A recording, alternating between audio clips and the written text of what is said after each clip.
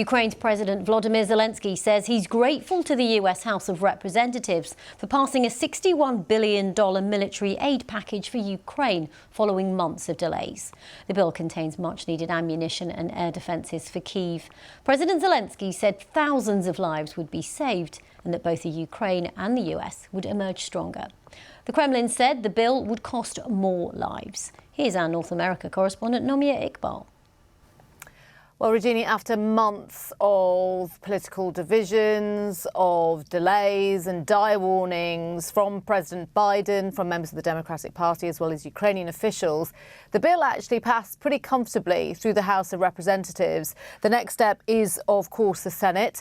There may be some internal political fallout for the Republican Party, but for Ukraine, this is seen as a lifeline. On this vote, the ayes are 311 and the nays are 112. The bill is passed. This moment has been a long time coming. After more than 6 months, a bill pledging further military aid for Ukraine finally passed. Today, we have got the decision we were waiting for on the American support package, for which we fought so hard. President Zelensky, how did your meeting go? President Zelensky had personally met with US lawmakers to lobby for support. Many in Congress waved Ukrainian flags during voting, but there were still divisions, with members of the Democratic Party backing Kyiv, others in the Republican Party not so much. But this is the sellout of America today.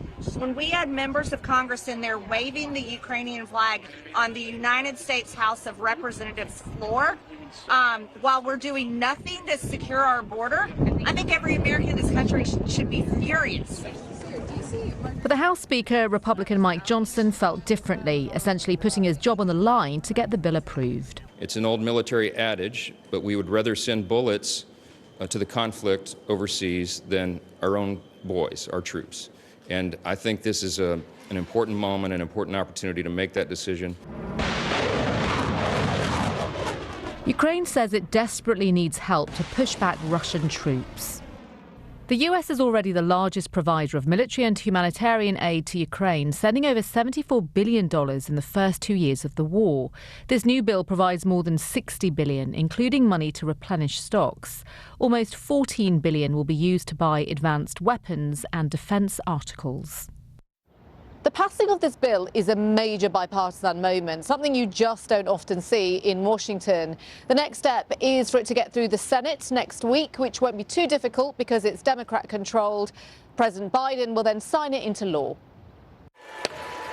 The House will be in order.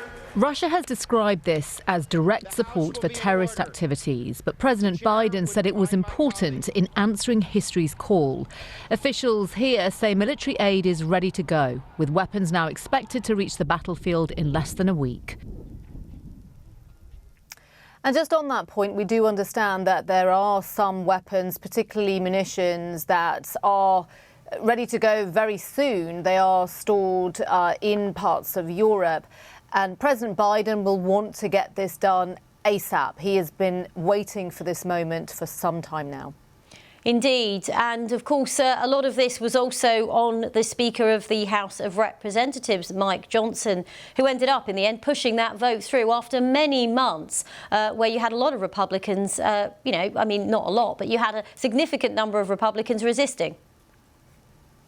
That's right. And he had a change of heart. I think it's worth mentioning that the former President Donald Trump gave him a vote of confidence. Mr. Trump hasn't said much about the bill so far. I suspect he's got bigger fish to fry at the moment with his first criminal trial underway in New York. But we'll see what happens to the Speaker, because there are members of the Republican Party more to the far right who are furious at what's happened. You saw there in the report the Congresswoman Marjorie Taylor Greene, who are threatening to now oust him. Whether or not that happens, we'll see. Remember, it is an election year. Do the Republicans want more chaos this year, as we saw at the time when Kevin McCarthy was ousted? But it was a big move by Mr. Johnson, who is being praised by the Democratic Party. And there are, of course, some Republicans who won't be happy about that.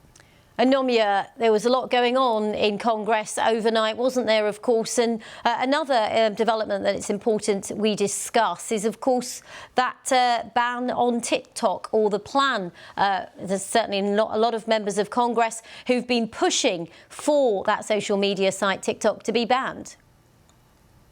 Yeah, there were several bills being proposed, and TikTok was part of a fourth bill, sort of a grab bag of policies, and kind of snuck in. And I think there was a feeling by certainly members of the Republican Party that if they put that in, then it would get sort of a top-down vote from Congress. President Biden has indicated that if that does land on his desk, he will sign it. But it's hugely controversial. There are millions and millions of Americans who are on TikTok, and I've met many who have been protesting outside the White House, certainly during the time when this bill was being proposed, who have said, look, this isn't just some app that we have fun on. My business is on there. My livelihood is on there. It's how I make money.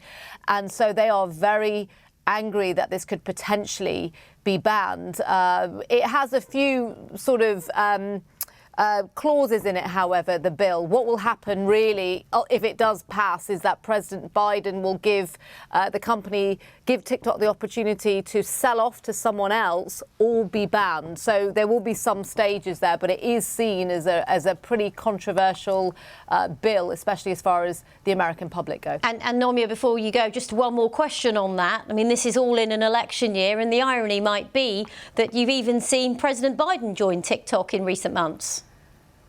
Well, that was something that really came up by a lot of Americans who said, if you're telling us that TikTok is unsafe, and this is the argument that lawmakers make, is that they're not, convinced that the data that you put on TikTok isn't then sent off to the Chinese government, something that TikTok completely denies, then why are you on TikTok?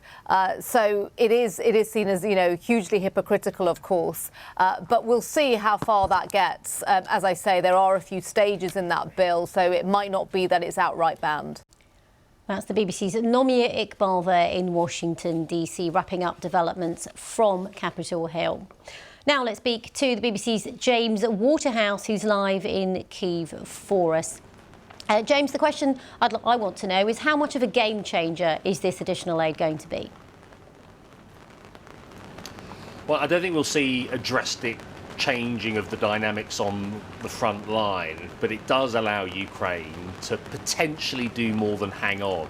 When you look at, we don't have much in the way of specifics yet on what the US is going to provide in this bill, but it's thought to be artillery shells, lots of them, the scale at which only the US can provide, medium-range missiles, and you can assume that there will be other weapons systems and armoured vehicles too. But at the moment, when you're near the front line, you hear the rumbling of artillery. It's mostly coming from Russian forces.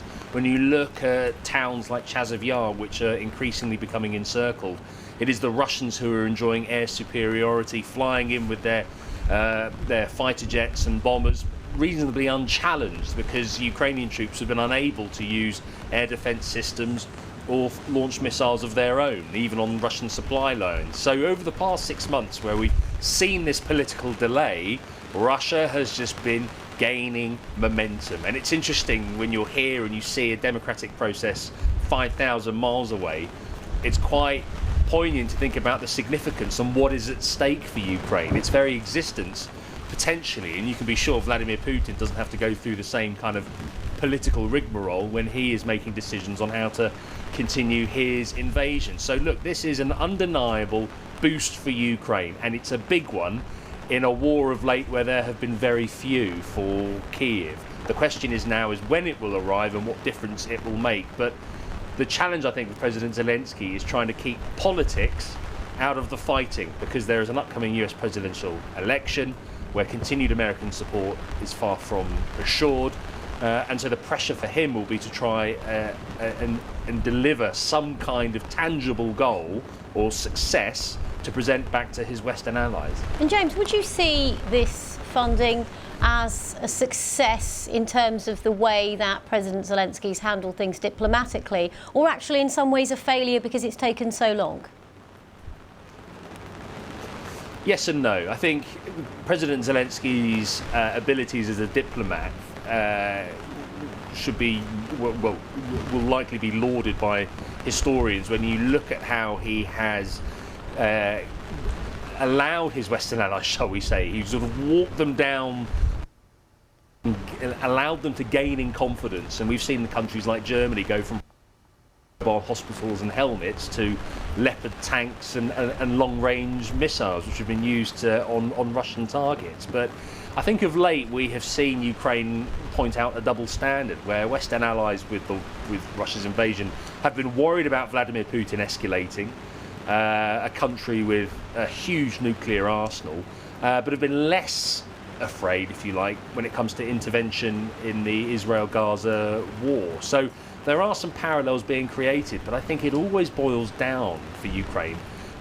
What always boils down is timing, the amount of time it has taken for that aid to arrive. And it's found itself in this sort of deadly cycle where, after its failed counter-offensive last year, where minimal territory really was taken back at a cost of men and Western machinery, President Zelensky was denied that case in point to present back to the likes of Washington.